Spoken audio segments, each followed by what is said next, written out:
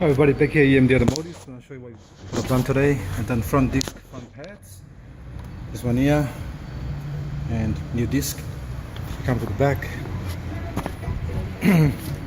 This is your rear disc, rear pads, brand new.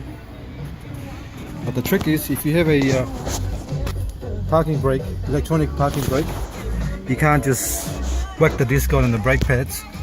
You got to actually do a basic settings, which is here. Show you quickly.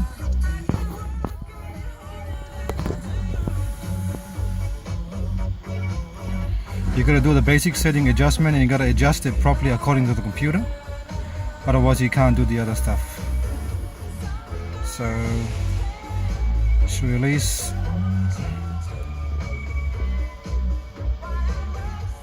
There you go, 2.1 and 2.1, which is okay.